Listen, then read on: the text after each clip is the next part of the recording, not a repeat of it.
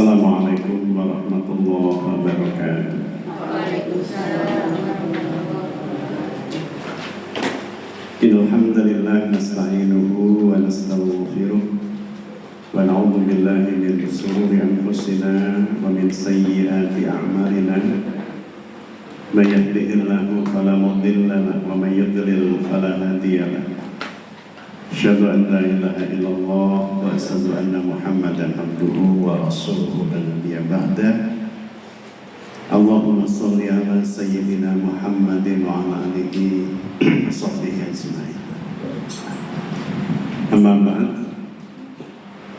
Alhamdulillah, para bunda yang dirahmati Allah, kembali dimuliakan oleh Allah Subhanahu wa taala di ujung Syawal 1445 Hijriah, atau bahkan sudah masuk Dzul Qa'dah. Nggih.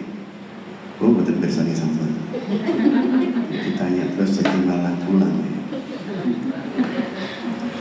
Salawat salam semoga senantiasa teritikal bil qalbi wa qawlu bil lisan wal aqalu bil arkan ala Rasulillah sallallahu alaihi wa alihi wasallam.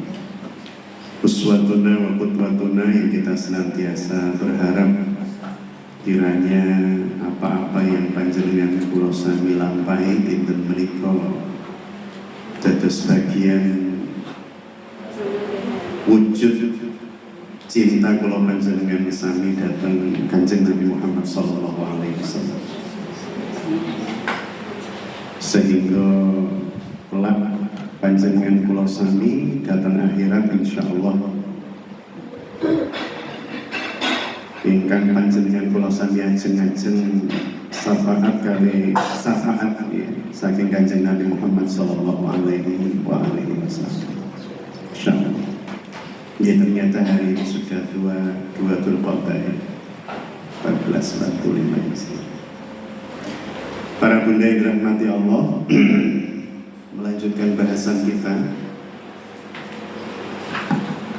khawatir su'ul khatimah yang kita kejar husnul khatimah, atau nggih?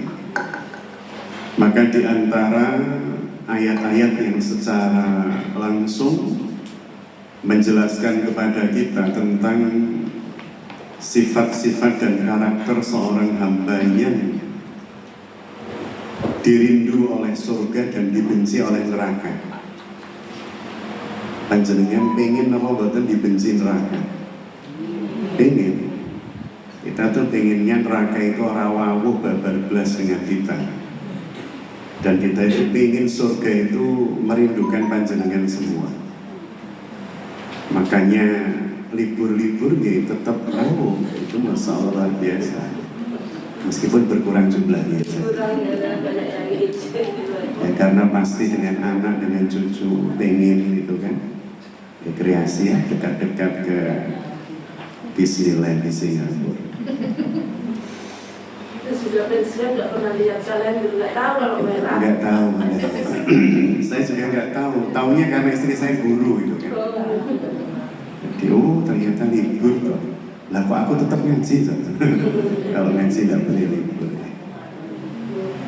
Para bunda yang dirahmati Allah, ayat yang saya maksudkan yang memberikan gambaran tentang karakter, watak, dan sifat orang-orang yang dibenci oleh neraka dan dirindu surga, sehingga ujung orang-orang ini bisa dipastikan husnul khatimah dan terhindar dari su'ul khatimah, yakni firman Allah di surah 48 ayat ke-29.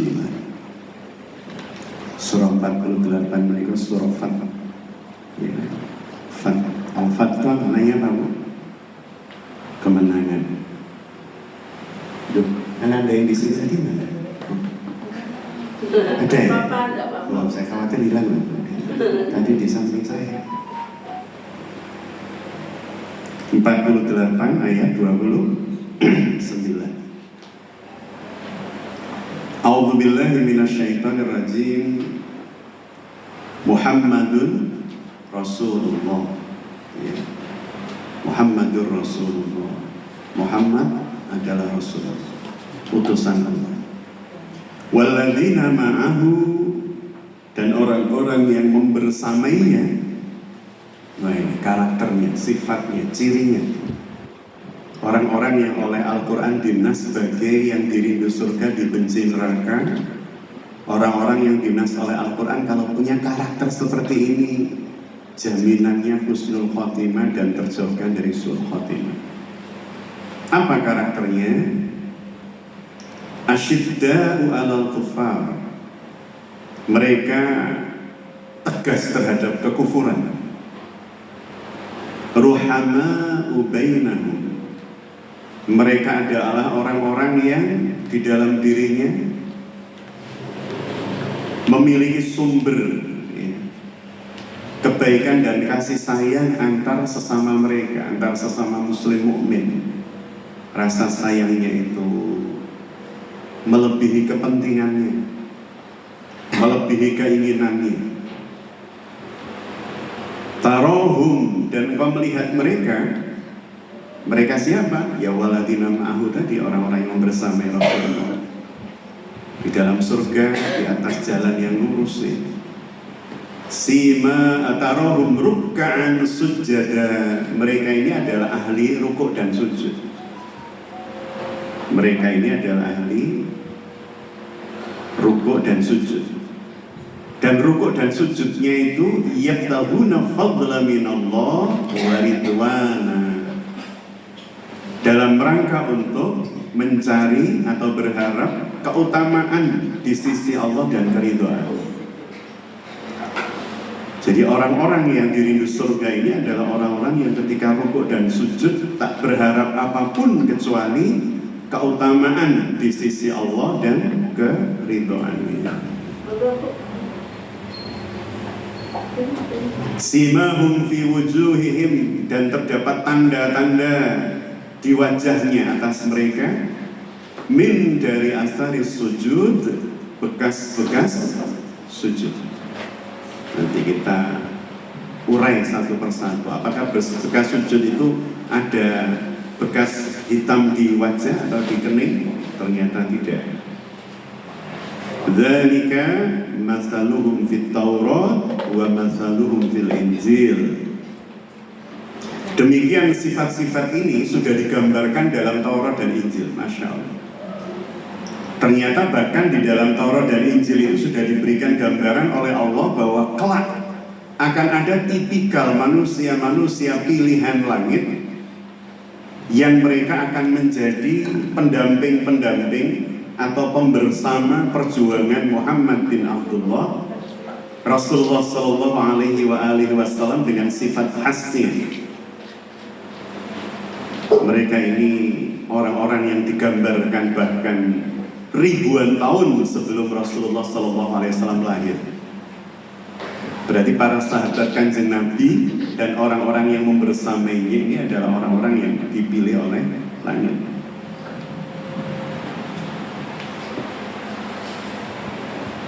Wa masaluhum fil Injil kazzara'in akhraja sab'ah. Dan mereka ini kazzara'in. Kazzara'in itu seperti tanaman, seperti pohon, seperti tanaman yang mengeluarkan tunasnya, ya, akhraja sab'ah. Fa'azarahu fastaghladha fastawa 'ala suqihi. Dan tunas itu menjadikan tanaman itu kuat, lalu menjadi besarlah dia dan tegak lurus di atas pokoknya, di atas akarnya. Yujibu sur'a liyaghidha bihimul kuffar. Dan ternyata tegak lurus di atas pokoknya itu, tanaman itu ya, menyenangkan hati bagi yang menanamnya. Bersebab Allah Subhanahu wa ta'ala yujibu sur'a liyaghidha bihimul kufar. Liyaghidha bihimul kufar itu kalau diterjemahkan secara bebas untuk agar supaya Allah itu membuat jengkel orang-orang kafir.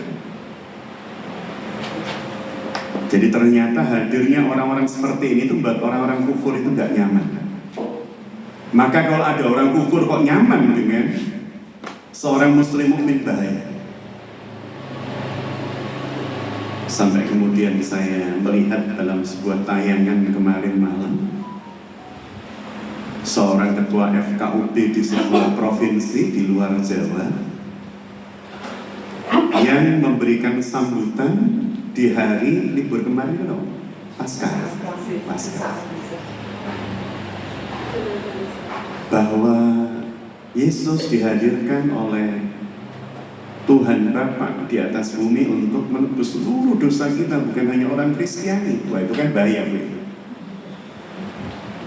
Artinya mengucapkan doa, mengucapkan kalimat seperti itu dalam rangka apa? Menjadikan orang-orang non-muslim bersimpati pada dia. Ini loh orang toleran itu.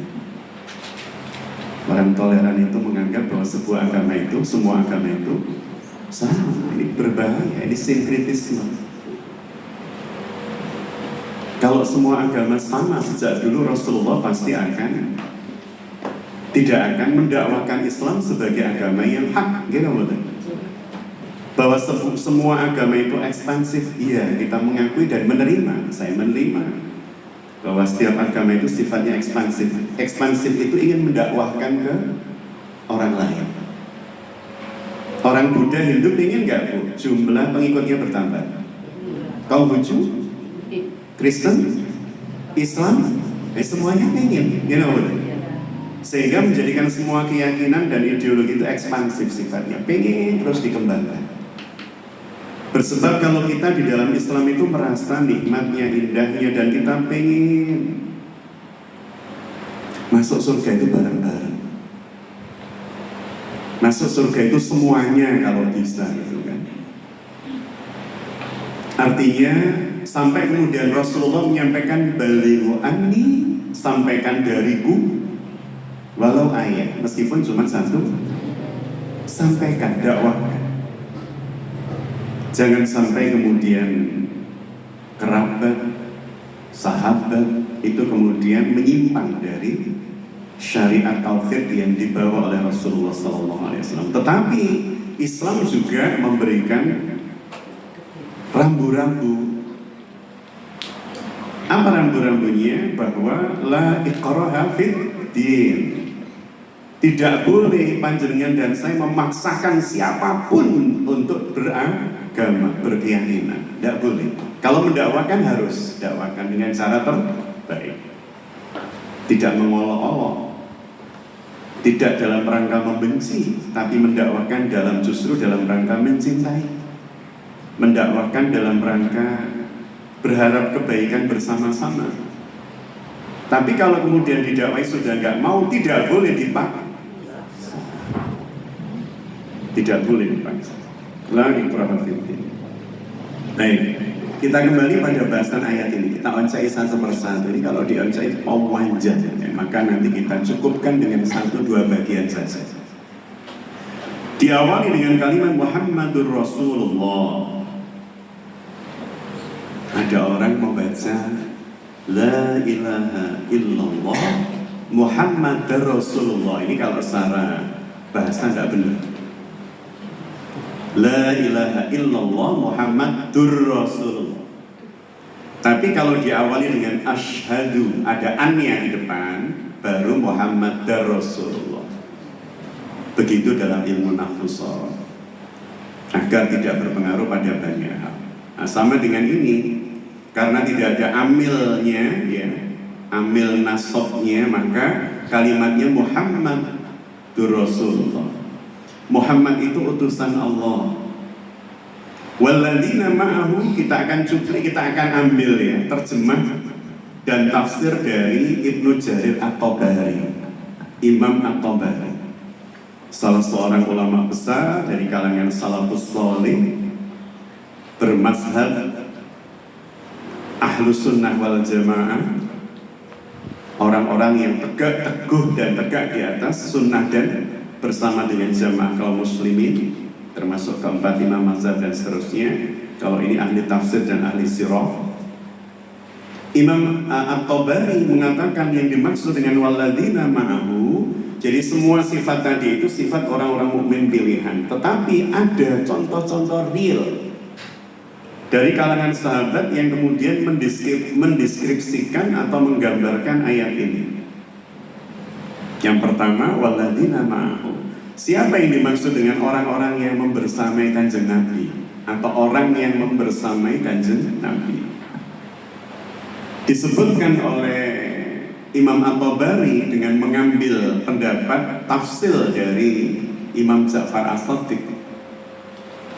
Imam Ja'far As-Shadiq itu dianggap sebagai ulama buyutnya atau buyut ulamanya, ulama nenek moyangnya penganut Syiah, karena beliau ini adalah cicit dari Zainal Abidin bin Husain bin Ali bin Abi Thalib radhiyallahu anhuma. Jadi dianggap sebagai bapak moyangnya ulama Syiah. Tetapi ketika beliau ditanya ini ya, bagaimana pendapat panjenengan tentang Abu Bakar, Umar, justru kemudian Utsman, Ali ya, justru kemudian beliau mengambil ayat ini untuk menunjukkan bahwa pemahaman Syiah itu tidak benar. Pemahaman Syiah yang sangat membenci Abu Bakar dan Umar itu salah besar. Sampai kemudian beliau menukil ayat ini, walladzina ma'ahu, siapa sih orang yang membersamai Kanjeng Nabi itu? Bahkan ketika tidak ada orang lain dia mendampingi Rasul tersendiri, maka disebutkan oleh Imam Ja'far As-Shadiq dia adalah Abu Bakar As-Siddiq radhiyallahu anhu. Yang karakter watak dan sifatnya Abu Bakar As-Siddiq itu seperti manggis, dalamnya putih, lembut, legit, kulitnya halus, menyenangkan, baik luar maupun dalamnya. Walladzina ma'ahu, orang yang senantiasa menjadikan Rasulullah itu tenang. Bahkan ketika ke Gua Sur bersembunyi sebelum kemudian melanjutkan perjalanan menuju ke Madinah, Abu Bakar As-Siddiq ini yang nyerobot lebih dulu masuk Gua Sur sebelum Rasul. Ini kalau kemudian kita lihat kasus itunya seakan-akan tidak sopan. Bersama Kanjeng Nabi kok yang masuk dulu dia, gitu kan?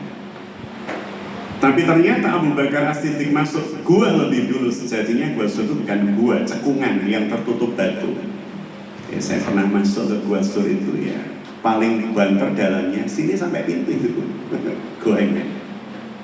Makanya Abu Bakar begitu takutnya ketika beliau bahkan agak kesini pintunya, agak dekat lagi. Abu Bakar ketika selonjor kakinya itu khawatir kalau Abu Jahal, kemudian Ikrimah, kemudian siapa lagi waktu itu yang ngejar Abu Sufyan itu kalau diluk kelihatan kakinya Abu Bakar karena sangat pendeknya gua itu. Tapi ternyata Allah melindungi dan sempat khawatir. Maka kata Rasulullah apa? Ayat ini kemudian jadi judul bukunya Dr. Aid Al-Qarni. Apa? La tahzan innallaha ma'ana. La tahzan itu artosipun Allah. Jangan sedih. Jangan sedih. Jadi ketika Abu Bakar khawatir, ya Rasulullah, ini kalau mereka diluk kelihatan loh kaki kita. Wong Abu Bakar itu tinggi, agak kurus itu kan, kalau selonjor kakinya panjang. Khawatir kalau kemudian yang ngejar itu nengok belakang dan kelihatan ujung kakinya. Apa kata Rasulullah SAW? La tahzan. Bukan la takhaf loh bunda. La takhaf itu jangan takut. Tapi la tahzan, jangan sedih. Jangan khawatir, jangan sedih wahai Abu Bakar. Kenapa kok Rasul tidak mengatakan la takhaf kepada Abu Bakar? Karena Abu Bakar sudah kehilangan urat takutnya Bu, terhadap bahaya, terhadap orang-orang musyrikin Mekah. Sudah kehilangan urat takutnya, sudah gak punya rasa takut.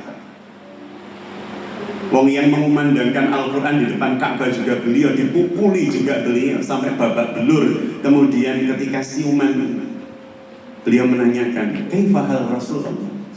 Bagaimana Rasul? Tidak apa-apa kan? Maksudnya yang begini cuma saya, Rasul nggak apa-apa.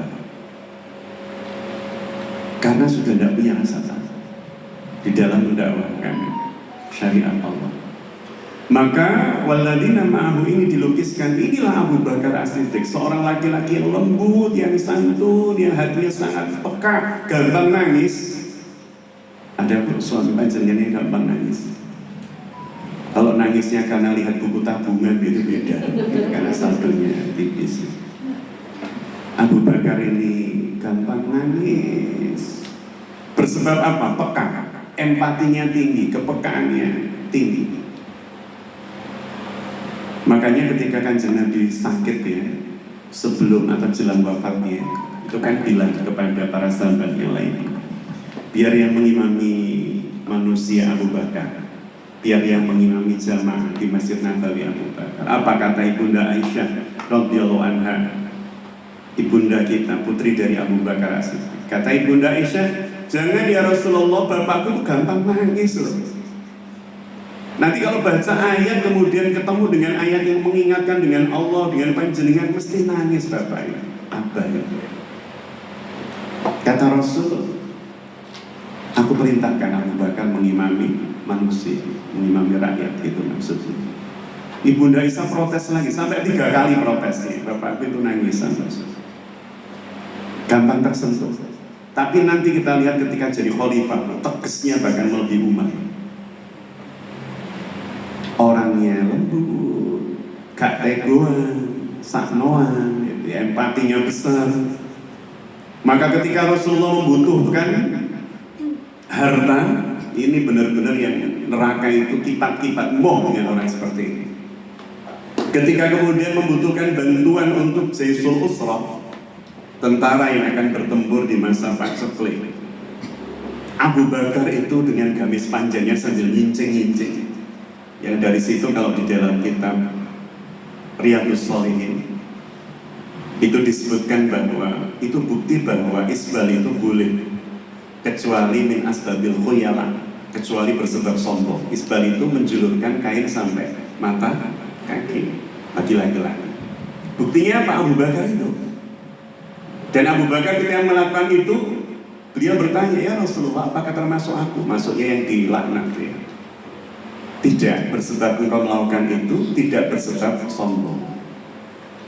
Artinya kalau ada orang menjulurkan kainnya sampai lebih dari mata kaki min asbabil khuyala, maka walahun nar, baginya neraka.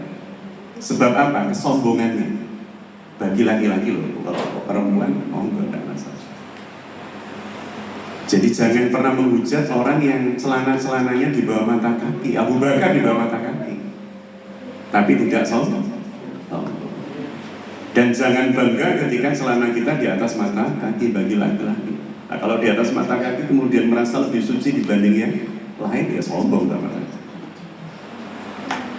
Maka Abu Bakar As-Siddiq ketika ditanya oleh Rasulullah SAW, apa yang kau berikan bagi Allah dan Rasulnya? Itu mau perang, Bu. Satu-satunya perang yang diumumkan oleh Rasulnya perang Tabuk. Karena situasi paceklik, Abu Bakar itu nyincing-nyincing sambil bawa bungkusan, diberikan kepada Rasulullah. Dan sebelum Abu Bakar memberikan itu pada Rasul, Umar sudah datang lebih dulu memberikan bungkusan kepada Rasulullah SAW. Ribuan dirham itu perak. Ketika kemudian Rasulullah SAW membuka dan bertanya kepada Umar, wahai Umar, berapa yang kau sisakan ke keluargamu? Ini kau berikan untuk Allah dan Rasulnya, untuk jihad bersama-sama. Lah untuk keluargamu berapa? Separuhnya ya Rasul. Maksudnya sama dengan ini, sama dengan ini. Setengah dari itu seluruh hartaku, separuh saya berikan untuk persiapan pasukan ini dan separuh untuk yang aku tinggalkan. Abu Bakar ketika memberikan itu ditanya, lah untuk keluargamu berapa? Kata Abu Bakar, lebih besar ya Rasulullah. Maka Umar langsung, yes, baru kali ini saya bisa mengalahkan Abu Bakar. Tapi Rasul nggak percaya. Maksudnya nggak percaya itu bukan Abu Bakar bohong, bukan. Ditanya lebih besar itu maksudnya bagi berapa itu? Maksudnya berapa yang kau tinggalkan untuk keluarga? Aku tinggalkan untuk mereka Allah dan Rasulnya. Karena ini adalah semua hartaku ya Rasul. Umar langsung lemes dan beliau mengatakan, sejak hari itu saya merasa tidak akan pernah bisa mengalahkan Abu Bakar. Umar separuh hartaku, Abu Bakar seluruh hartanya. Dia tinggalkan Allah dan Rasulnya, maksudnya kan di rumah ada sesuatu yang nanti bisa dijual oleh istri saya, dan itu menjadi rezeki buat keluarga. Dan semuanya diberikan kepada Allah dan Rasul. Inilah Abu Bakar yang ketika orang-orang mengatakan kepadanya, wahai Abu Bakar, sekarang kami sudah mendapatkan bukti bahwa temanmu Muhammad itu memang benar-benar gila dalam peristiwa Isra Ya. Masa katanya dari Syam, bahkan dari langit tiba-tiba subuh sudah balik ke sini. Padahal dari Makkah menuju Syam itu butuh waktu 1 bulan. Kok kemudian temanmu semalam kemudian sudah balik ke sini? Berarti kami sudah dapat bukti bahwa temanmu benar-benar gila. Kata Abu Bakar As-Siddiq. Maka beliau dapat gelar As-Siddiq itu. Benar yang mengatakan itu Rasulullah? Iya. Kalau yang mengatakan itu Rasulullah, bahkan lebih dari itu saya percaya. Bahkan jika lebih dari itu saya percaya. Bahkan seandainya semua manusia bilang bahwa ini hijau dan Rasulullah bilang bahwa ini putih, saya akan menutup mata saya dan saya akan katakan bahwa itu hijau. Maksud Abu Bakar, beliau kalau sudah berhadapan dengan hal yang bersifat imani, akidah, maka logika itu seringkali nggak bisa dipakai. Kalau kemudian kita berbicara tentang iman, seringkali logika itu nggak nyambung. Contoh apa? Contoh yang paling ekstrim. Yang paling ekstrim ya Musa alaihissalam itu, ketika dikejar, depannya laut merah, belakangnya tentara Fir'aun, dan kemudian Allah memerintahkan padanya, andit di biasa kalbahar, Musa pukulkan tongkatmu ke laut. Kalau kita pakai logika rasionalitas kita, tongkat dipukulkan ke laut, yang terjadi apa? Nyiprat, muncrat. Itu aja, you know what? Itu kalau pakai logika. Tapi Musa memukulkan itu pakai logika atau pakai iman? Iman. Seringkali logika itu tidak ketemu dengan iman. Karena kalau sudah iman yang berbicara, maka ada banyak hal yang tidak logis terjadi. Banyak hal yang tidak logis terjadi. Coba lihat bagaimana ibunda kita Hajar alaihissalam mencari air dari mana ke mana? Sofa sampai berapa kali? Air itu keluar di antara Sofa Marwah atau di luar itu? Di luar. Logikanya manusia itu kadang kudune lek ngene hasilnya. Kalau A pasti B. Kadang logika manusia begitu. Ternyata setelah A dilakukan yang keluar bukan B tapi C. You know what? Jadi logika iman itu seringkali rasionalitas kita nggak ketemu. Maka Abu Bakar ketika menjadi pendamping dan sahabat Rasul yang dipakai logika apa? Iman. Logika iman. Seperti tadi ketika bersembunyi di gua Thur, kemudian kakinya gelujur dan khawatir kalau kemudian orang-orang itu di depan pas pintu gua loh, yang kalau mereka gilu gini pasti tahu kakinya Abu Bakar. Kata Rasulullah, tahzan innallaha ma'ana. Gak usah sedih, khawatir. Abu Bakar gak takut. Siapa yang disedihkan Abu Bakar? Kanjeng Nabi. Makanya Abu Bakar masuk dulu ke dalam gua. Untuk apa lagi? Untuk menutupi semua lubang-lubang di gua. Gua-gua bebatuan di Arab itu kan lubang-lubangnya ada ketunggengnya. Saya dulu nggak percaya itu. Ketika nggak percaya maksudnya mosok seperti gua-gua di sini. Kalau gua-gua di sini kan agak serem itu, Bu ya. Sana kan bebatuan, nggak ada pohon macam-macam, nggak ada stalaktit nggak ada di dalamnya. Gua Sur itu.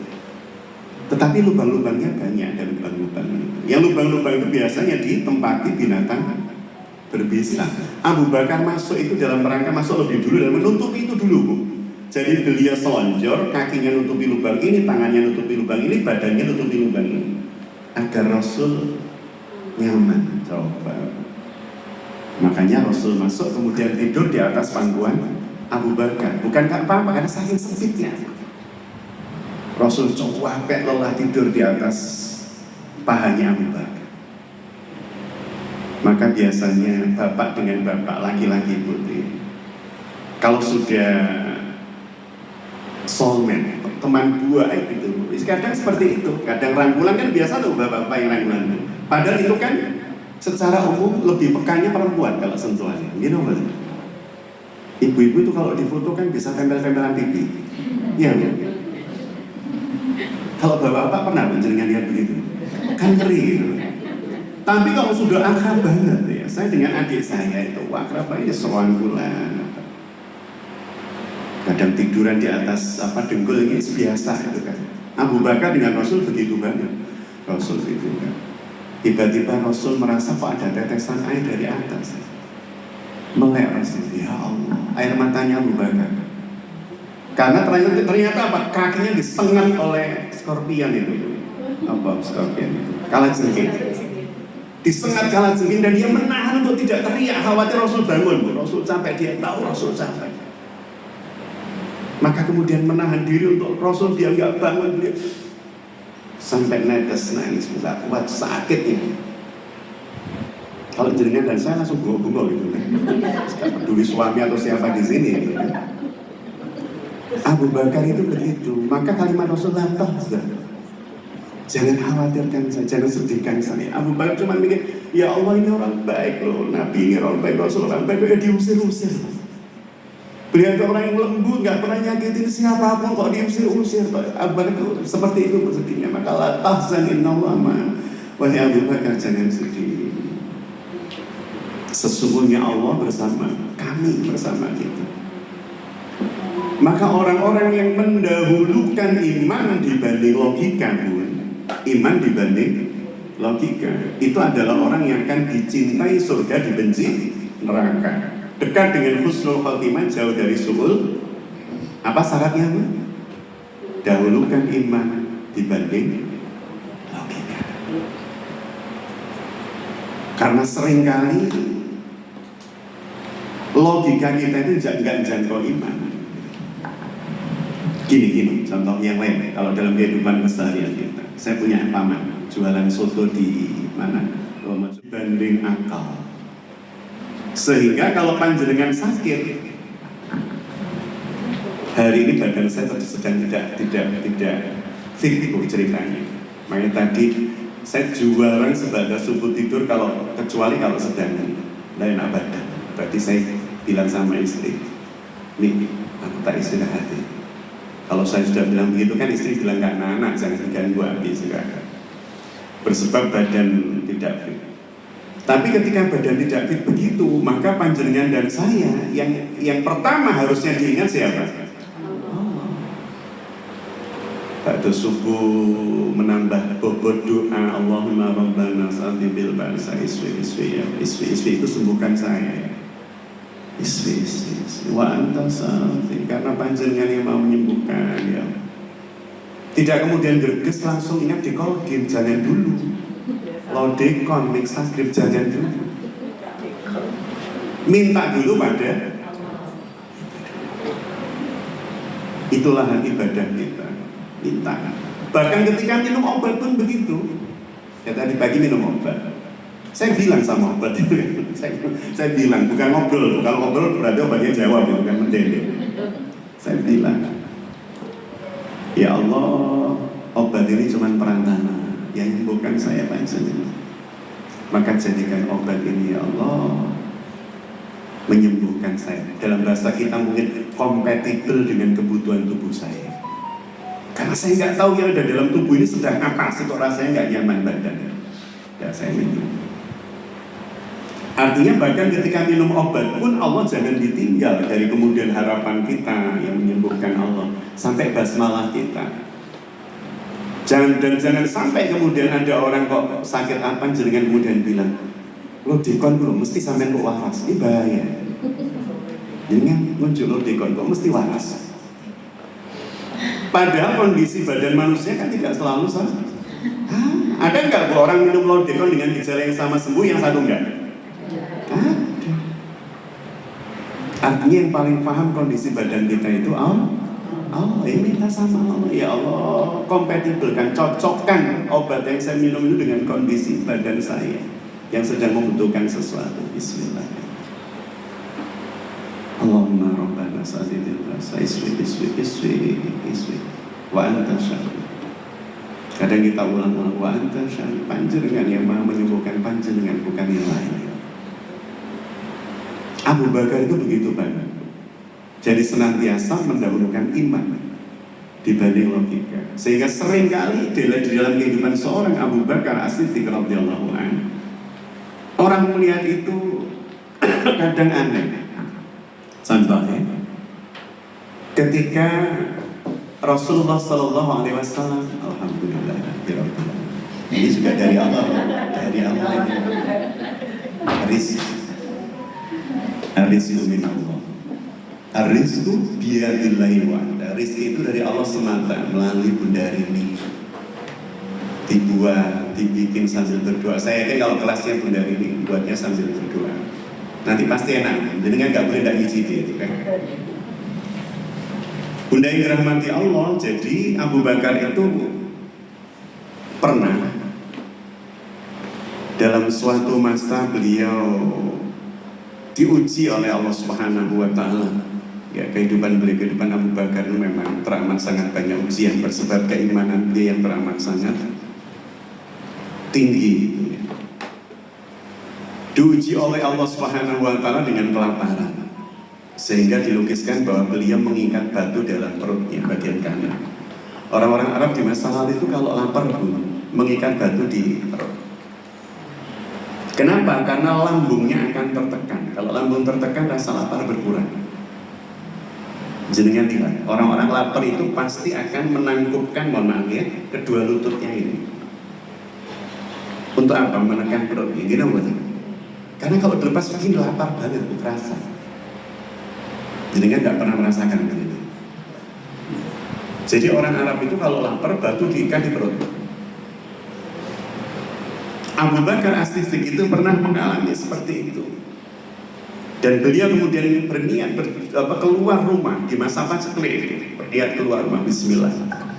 Ya Allah, aku yakin panjenengan yang memegang pintu rizki, dan panjenengan yang akan membagikan pada siapa saja yang dikehendaki.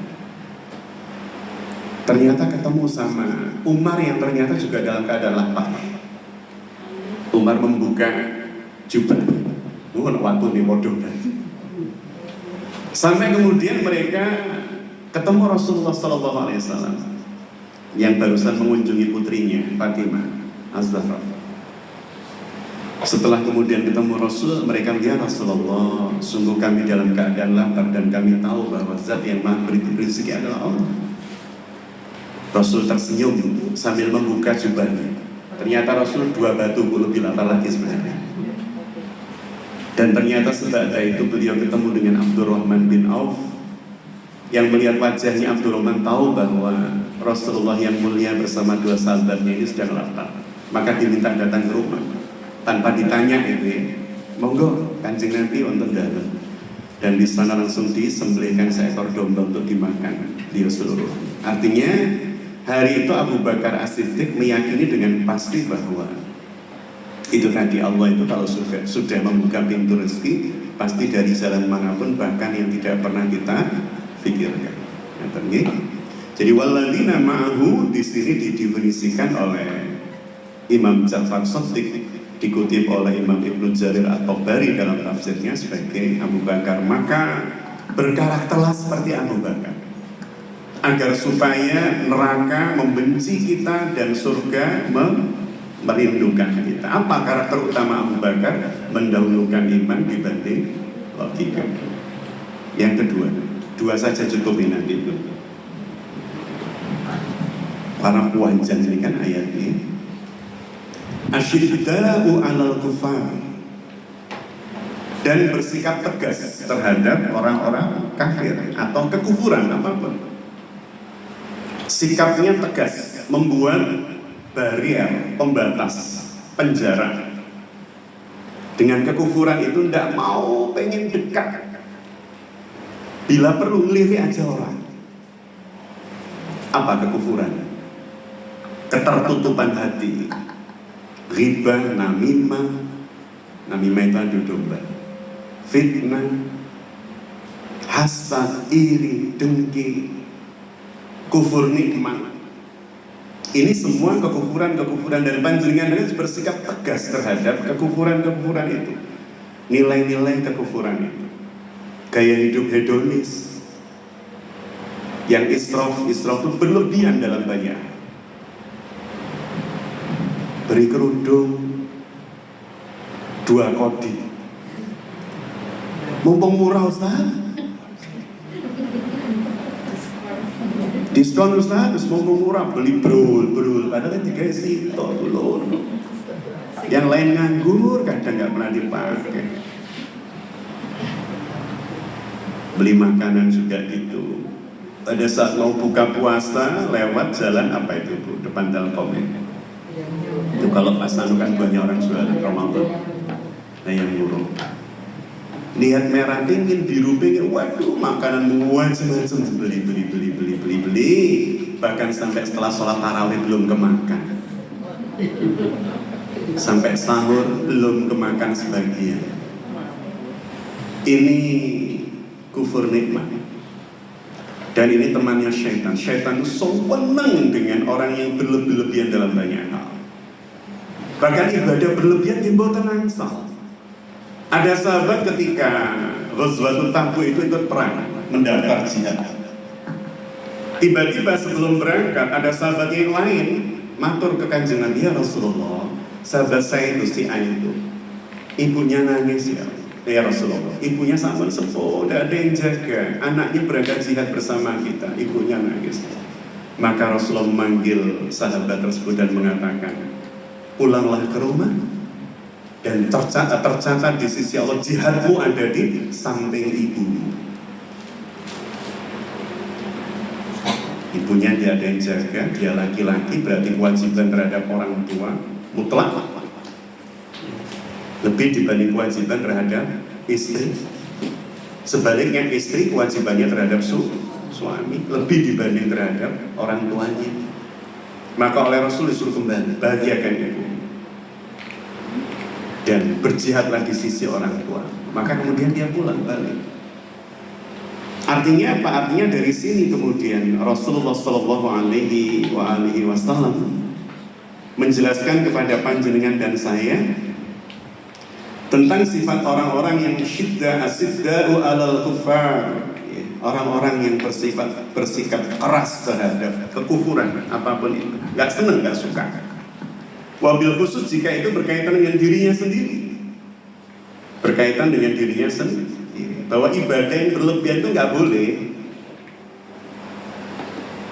Itu bisa menutup hati untuk melakukan hal-hal yang di luar koridor perintah Allah dan Rasulnya. Contoh ngaten lah, contoh gampang ya. Ada orang sholat subuh. Ketika sholat subuh dia merasakan rakaat pertama itu khusyuk, nikmat. Rakaat kedua tidak khusyuk. Wah, kok ya mikir rono, mikir ini. Dia mikir begini, ya Allah padahal subuh itu 2 rakaat. Kalau yang diterima cuma 1 rakaat kan eman. Wis tak tambahnya 1 rakaat. Secara logika bener gak? Logika bener, yang diterima ya subuh kan 2 rakaat. Lah kalau yang khusyuk cuma 1 kan eman gitu kan. Maka kemudian wis tak tambah 1 buat ganti rakaat kedua yang tadi nggak khusyuk. Maka berdirilah ya Allahu Akbar. Diterima apa betul? Boten, justru ditolak oleh Allah. Kenapa? Karena nggak ngikutin SOP gitu kan. SOP-nya Allah dan Rasulnya, meskipun niatnya apa? Baik. Niatnya baik. Karena yang baik itu belum tentu benar. Yang baik belum tentu diterima oleh Allah. Maka bunda yang dirahmati Allah, siksa terhadap kekufuran, kekafiran itu juga harus pirsa panjenengan dan saya. Apa ini maksud dengan kekufuran atau kekafiran? Kufur nikmat. Kufur nikmat itu berarti kafir itu kan penutup ya bunda, kafir. Sampul penutup. Maka disebut kufur nikmat itu berarti orang tercover matanya, pikirannya dan hatinya dari nikmat Allah. Itu nikmat Allah, tapi dia nggak bisa lihat bahwa itu nikmat Allah. Makanya banyak guru yang dulu berpesan, ya narap tulule, diling-iling, nikmati Gusti Allah dari hal yang ringan. Ucapkan terima kasih pada Allah, alhamdulillah ya Allah, punya anak. Di saat banyak orang pengen punya anak, ya Allah masih punya pasangan, alhamdulillah. Ya Allah punya rumah, alhamdulillah. Ya Allah kursi saya masih utuh, belum harus ganti, alhamdulillah. Ya Allah ada televisi, ya Allah ada kipas angin ketika musim panas, mengalhamdulillah banyak hal yang selama ini kita merasa biasa-biasa saja. Bukan bagian dari nikmat. Punya anak itu kan nikmat banget loh. Tapi ada nggak orang yang serius mensyukuri punya anaknya? Sampai kemudian melihat anaknya di waktu malam, ya Allah, matur subhanallah. Kau berikan saya ananda ini, ya Allah. Maka saya berjanji untuk menjaganya, ya Allah, mendidiknya, membimbingnya. Syukuri. Maka ketika kemudian kita menjadi hamba yang gampang bersyukur, itu pasti sulit ngeluh tuh orang itu. Orang itu kalau gampang syukur pasti sulit ngeluh. Maka kalau ada orang yang saya dengar banyak ngeluh, itu pasti sulit. Orang itu pasti terhijab hatinya dari banyak kenikmatan yang Allah berikan. Kadang saya berjalan dari teras ke belakang atau dari dapur sampai ke teras, hanya untuk mensyukuri, belajar saja, mensyukuri apa yang kemudian saya merasa. Semua ini ya Allah yang Panjenengan sudah berikan. Bahkan ketika saya kecil tidak pernah terfikirkan akan memilikinya. Ya Allah, matur subhanallah, matur subhanallah, matur subhanallah. Dulu Bu saya kecil ada keluarga miskin, punya tetangga itu kabat, salah satu kabatnya BNI Setiani Mojokerto, pas nempel itu sudah seperti saudara. Saya itu kalau ke rumah teman saya namanya Didin, rumahnya Didin itu sering melihat hal yang membuat saya itu enak ya jadi orang sugih. Hanya karena melihat tahun 70-an, melihat anak makan roti dikasih blueband yang kalengan. Saya beli roti itu aja nggak mampu, apalagi bluebandnya gitu kan. Saya melihat baunya itu aja. Jadi sampai sekarang kalau kemudian saya menjamkan mata untuk menikmati bau blueband waktu itu bisa, karena saking menancapnya di memori saya. Dan saya merasa, ya Allah Panjenengan hari ini, apa yang dulu menjadi mimpi-mimpi saya itu sudah Allah berikan semuanya. Rasanya apa yang kemudian saya harus keluhkan lagi itu? Melihat anak-anak, bahwa anak itu ada kurangnya pasti loh Bun, nggak mungkin anak sempurna, kita nggak sempurna, kita banyak salahnya. Maka melihat kadang anak ada ininya, ada itunya, kurangnya ini, dan saya merasa, saya bandingkan dengan anak-anak muda di tempat lain, ya Allah masih bersyukur. Paling kurangnya ini, dan seterusnya. Bersyukur. Kalau sudah bersyukur begitu, insya Allah sulit ngeluh. Meskipun tetap ada ngeluhnya Muhammad Hatta ini. Tapi terus belajar untuk apa? Untuk gampang belajar gampang bersyukur. Karena kalau kemudian tidak, kita akan menjadi orang-orang yang menggembirakan iblis dan bala tentaranya, yakni syaitan. Karena ujung dari godaan iblis terhadap jenengan dan saya di dalam surah Al-A'raf, dari mulai ayat 11 ke atas sampai 17, itu ujungnya adalah menjadikan panjenengan dan saya sulit bersyukur. Sudah diberi banyak hal, tapi yang dicarinya gitu itu kurangnya saja. Orang seperti ini sulit bersyukur. Gampang ngeluh, sulit syukur.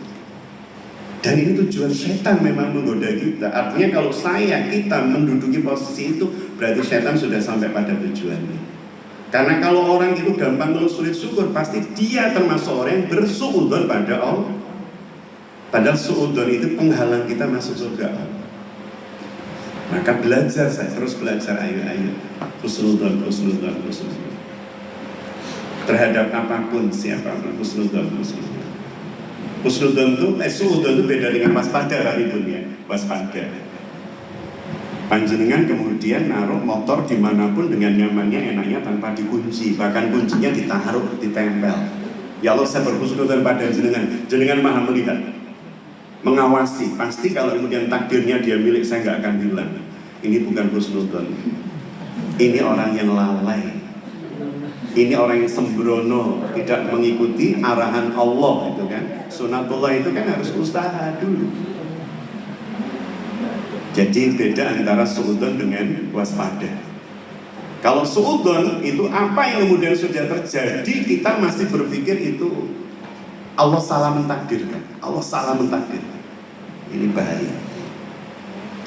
Baik, jadi asyidda'u alal kufar, panjenengan dan saya harus mendidik diri kita untuk keras terhadap hal-hal yang menutup hati kita. Apa yang menutup hati kita harus kita jauhi? Berprasangka buruk, mudah curiga, gampang melihat kekurangan orang, ya, dan seterusnya. Itu harus kita hijab mata kita, hati kita, pikiran. Ibu saya kemarin itu nelpon begini, ini contoh real. Kami semua kan sangat mencintai ibu kami, sangat. Tapi kadang orang kalau sudah sepuh 80 ke atas tuh kadang sensitif. Ada di antara kami yang 1 minggu itu tidak nelpon ibu, 1 minggu ini nggak nelpon beliau. Beliau di tempat salah satu kakak saya di Banten. Ya. Kan semua yang kami miliki juga milik ibu kami, orang tua kami. Ketika kemudian ada yang nggak nelpon, bilang ke saya, nggak nelpon, apa selalu tombak ibu Nah, itu kadang itu bu. Saya terus bilang, Bu, adik itu suwai. Saya tahu tidak sayang sama ibu. Iya Leo, aku butuh coba hati berarti. Ibu karek bersani awak kok Le. Ya tolong dilingno wong tua. Jadi kadang tidak ditelepon adik atau saya atau kakak dalam berapa hari itu seakan-akan tidak ditelepon lama. Ya kami yang kemudian harus, karena nelpon ibu itu juga berpahala besar ya. Cuman kadang nelpon nggak nyambung, mungkin bersebab discharge atau apa, dan kita lupa. Jadi ujian paling berat manusia itu di masa ketika akan pulang menuju Allah untuk dia digoda biar sulit syukur dan gampang bersyukur. Makanya semakin sepuh orang itu biasanya semakin sensitif. Gini betul. Semakin sensitif, peras. Ojo ini. Jelaskan pelan. Karena setan tuh pengennya kita pulang menuju Allah dalam keadaan banyak suudonnya dibanding husnudonnya, banyak keluhannya dibanding syukurnya. Maka mari para bunda yang dirahmati Allah, kalimat Allah walladzina ma'ahu asyidda'u 'alal kufar menjadikan panjenengan kula sami piyantun ingkang satu senantiasa menjaga dan mendahulukan iman dibanding akal. Yang kedua, menjadi orang yang terus berusaha dan berupaya keras untuk tidak dekat dengan kekufuran, hal-hal yang menutup hati kita, menutup ruhani kita, menutup fitrah kita. Kita membenci hal-hal yang menutup itu semua.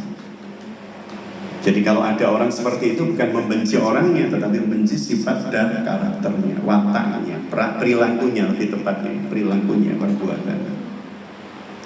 Terhadap orangnya tetap kita doakan semoga Allah memberikan hidayah pada orang yang jauh dari Islam, bahkan tidak Islam ya, atau bukan seorang muslim atau muslimah, kita doakan kiranya Allah memberikan hidayah.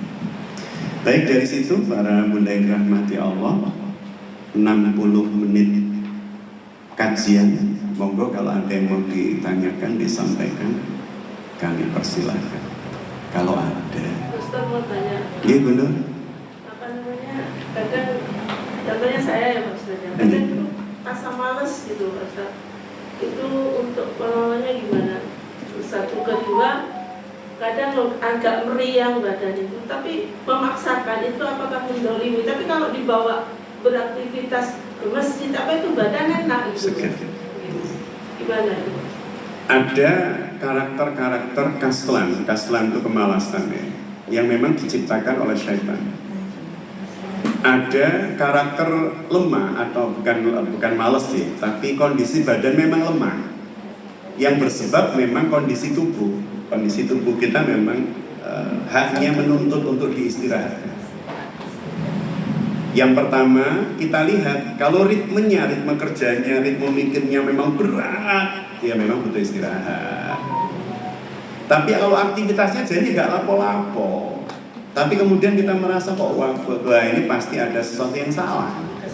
Mungkin manajemen hatinya, mungkin manajemen pikirannya. Padahal ya aktivitasnya tidak berat, tapi badan itu rasanya mungkin asam uratnya, mungkin kolesterol, mungkin macam-macam. Jadi kalau misalnya memang itu sakit yang berkaitan dengan fisik, berarti fisik meminta haknya. Biasanya kalau saya beraktivitas sangat padat, dan berulang dalam beberapa hari, maka ketika badan merasa demam, kemudian mulai menelan makanan mudah itu jadi sulit. Ini menuntut haknya. Berarti saya memperlakukan secara berlebihan. Harus istirahat. Sambil terus ya diiringi hal yang baik lah istirahat. Kadang kemudian istirahat tapi buka HP sampai jam 1 malam ya berdoa gitu kan. Tiduran tapi buka HP sampai ya sama saja. Istirahat itu maksudnya istirahat pikiran, istirahat tubuh. Jadi kita yang bisa membedakan sebenarnya. Ini capeknya bersebab apa? Apa yang harus dihentikan untuk beraktivitas fisiknya atau pikirannya atau yang lain? Dan kalau kemudian kita paksakan seperti Bunda tadi, saya kadang begitu Bunda. Kalau memahami bahwa ini bukan karena fisik saya. Kalau saya aktivitasnya nggak banyak kok hari-hari ini, misal begitu.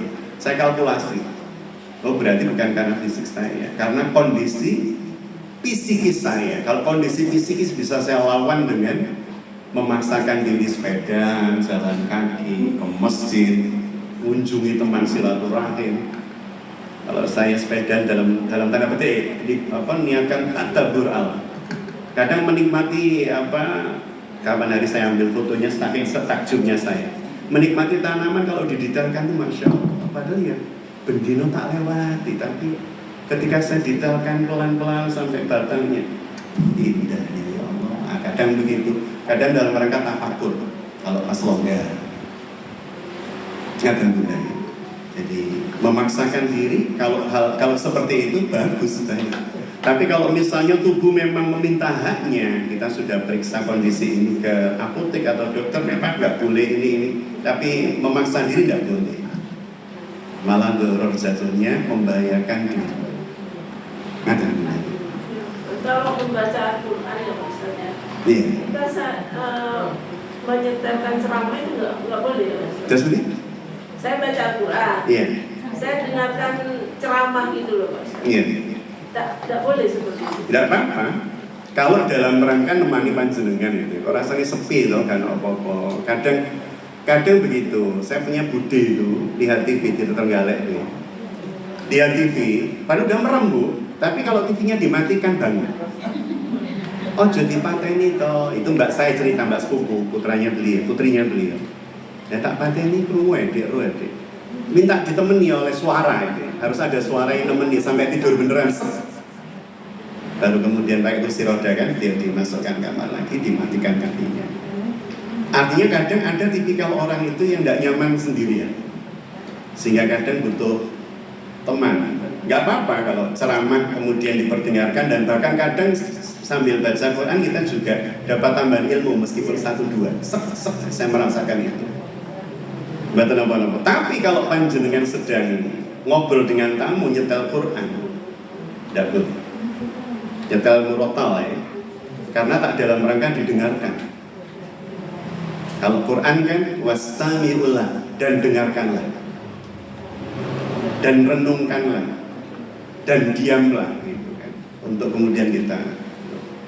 Tapi kalau udah sepeda motoran ada bacaan Quran ya nggak apa-apa, kita ngomong sama istri misalnya belakang, jangan ngobrol sama anak misalnya. Oh itu memang bukan kita ini itu kan dari masjid atau dari apa.